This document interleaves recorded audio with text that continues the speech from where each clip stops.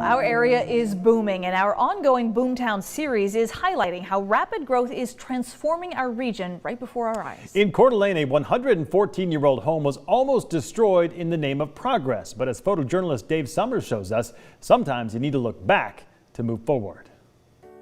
It's amazing how close this building came to being torn down. And there were times where we were just like, I can't do this anymore. And it seemed to be piling up and we were never going to get it done. Judge William McNaughton lived in this house in the 20s and 30s. He was an Idaho State Supreme Court judge.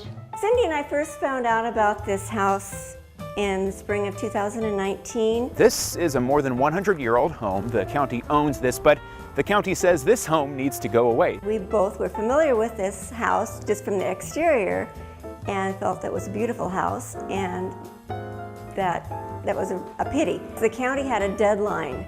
They wanted it destroyed by October of 2019. They planned to tear it down to make a parking lot. So we knew that our best chance of saving this was to get some publicity and find out who the owner was and who the architect was. We knew if we could find the architect that would be of historical significance important to the National Historic Registry. Well, this second floor bedroom has a view of the courthouse.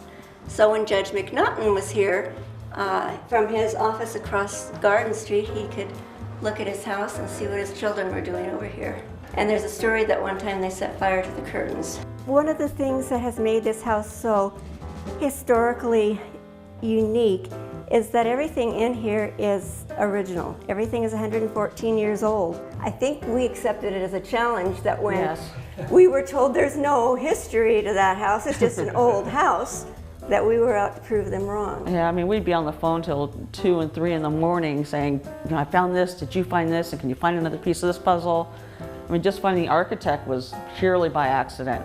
You know, I was just looking through old trade journals from that era, and there it was.